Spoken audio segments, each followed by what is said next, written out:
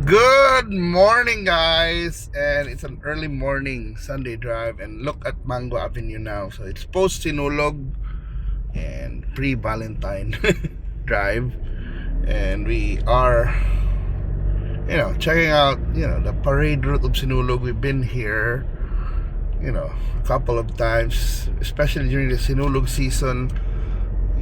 There were buntings, the festive feel, even the stores have their own decorations.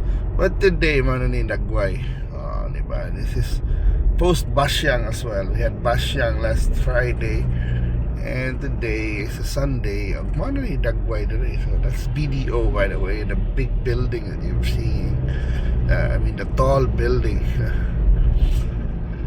So especially for old timers, wala pa na mga 90s, 80s. This is 2 years kaya pinalabang 2 years pa na siya. And 1 year, 2 years, so diba? Ano yung Dagway, so PPI na ng Robinsons Bank. Jollibee is Jollibee still. And this is the Fuente Osmeña Circle, early morning, or 7 o'clock in the morning. Diba? So wala, Sinulog na pong one beat, one dance, one vision na tarp. But yeah, that's BDO, by the way. So alright, guys, sa mga itong storyahan karon, of course we talk about post Sinulog. So it's also successful Sinulog. Ingon you go, one of the most successful Sinulugs, diba? One of the most successful Sinulugs for post-pandemic ba. So daghan kita ng kuan sa Sinulog. Mga 5.2 million kuno ang ni-witness sa Sinulog, and that's a pretty nice number. And I think pretty sure the businesses, the local businesses were happy. Ngayon mo ko na pa sa happy ang mga tao, but also I think happy sa mga negosyo, which is good. Happy ang tourism, di ba? Mamnay kuan gihapon na to ana. Ang tourism importante na, especially for Cebu pa. We have jobs for tourism. So upbeat man sa atong tourism sector. Although mga lagi na atong Secretary Frasco gi-atake yung maayo, pero may mga lagi na she shouldn't be attacked for being active. Sometimes maybe kung yun ang mga tao na narcissistic siya, kaya ganahan siya na ayang naong, pero I think she's slowly rectifying it. Hopefully si Ma'am Cristina di lang mawadagana pa na panayon lang. I know daghan og interesado sa posisyon, and asa si Buano, I think parang ako dapat dili ta supak na si Buano ang naglingkod diha, kay in a way buhong yun ta. And I'm pretty sure that itong uban ganahan sila ang mabuhong, di ba? Mabulahan, no? Pero I think fair and balanced mo sa daghan mo sa gipambuhat siya sa ubang region. So hopefully she can weather the storm again. Just like we weathered the storm sa Basyang. So ang kuha na to is, yes, ang naong sa diri sa by BRT. Hopefully yung saan man nilang BRT, hopefully they can make this useful na. Diba? We don't want this to become a white elephant. Diba? Ay, taon sa lisod sa ay mga tao usahay, mga fearmongers, daghan kayo ba, like ilang fearmongering anang blue na taxi na ma-traffic didn't make a difference. manang usahay, manang walang usahay ba na padako issue usahay. Ay nga ninyo kung anan si Yaw-Yaws kuan, so keyboard warriors, but don't be a keyboard warrior yan unless kuan pa nagi legitimate yun mong concerns yun. Kuan lang nga nagsunod na ka sa argument sa uban para lang kayo masulti. Ayaw lang sa tao na ana. Well, anyway, mauna na diri dapit. Ganahan mo kumuhapit og buwan unta. Pero sige lang. Diretso lang ta. Wanted bitaw to kuan mukhaon tagbuwad palit tagbuwad sa tabuan pero sige na diri lang atong drive sa downtown no. So man ni murag anniversary lang sa recently anniversary itong tsunami na incident na katong mga tao na diri sa Kulon nga kato di mga earthquakes man to way back.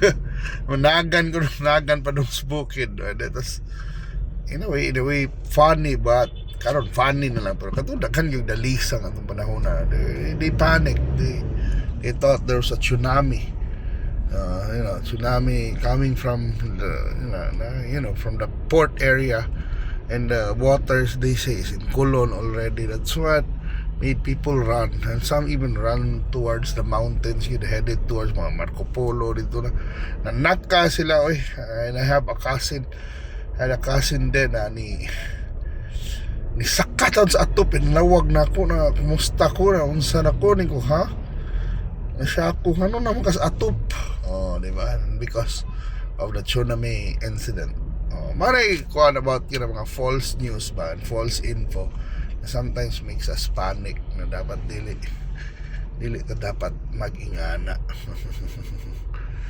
Diba so well anyway mo na ang metro okay na kuhan so kita na mas changes una kaya pa ng mga sinulog tarps but hinibra tayo pakit kaya mag hinibra tayo ring sinulog pero anyway mo na kuhan the new Dagway post sinulog kung pre-Valentine wait so mana or back here mga ring Best Buy mga karaan na suki na to yung mga Happy Mart HM man original na HM H&M Happy Mart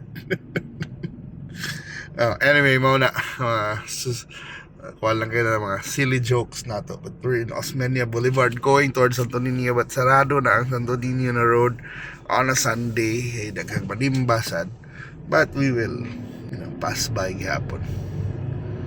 We will pass by. Nahinay lang basta kanunay. Sa iyo pa mas buntag ron. It's a Sunday. So it's a church day but actually karon ako attend ko kasal. So best wishes Emily. Kuya na kaya kong amiga si Emily Lemelin, no? Ano? Minyo na abot na minyo naman siya dito sa Amerika pero pag minyo siya sa Pilipinas. Diba? Ano ni Santo Niño Church guys kung na yung mga namaligya dari skilled at senior pero di na sila as daghan okay karon na narado dili kay sa iyo paparkingon ta ko niya dito but di ba ko mo simba pa at tumangos misa sa kasal pero it's a sacrament anyway but mana kaslon lindot ng kasal it's a happy day mana to ikuan mana makis-celebrate diba sa atong amiga kita mo diretso ta dire mato ka dito mga ng carbon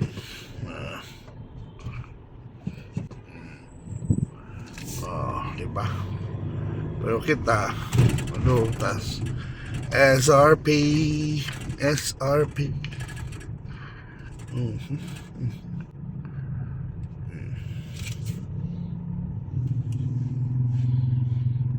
diha diba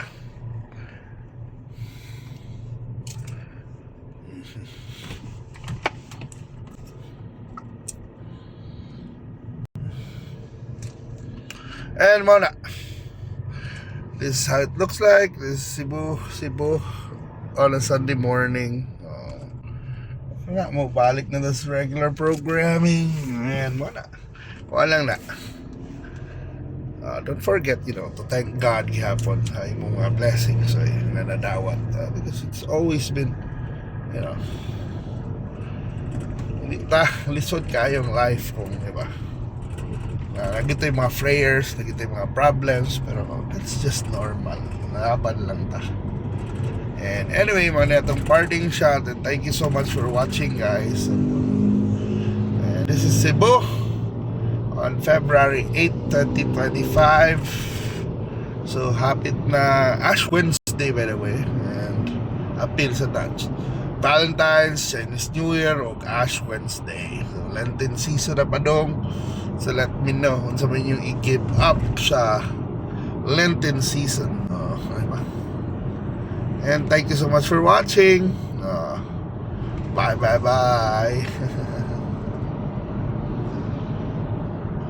It's called it a green GSM. So see you guys on our next drive. So gloomy kayong weather, but ting maninindot the weather na mag-jogging. So wala. God bless you all. Bye.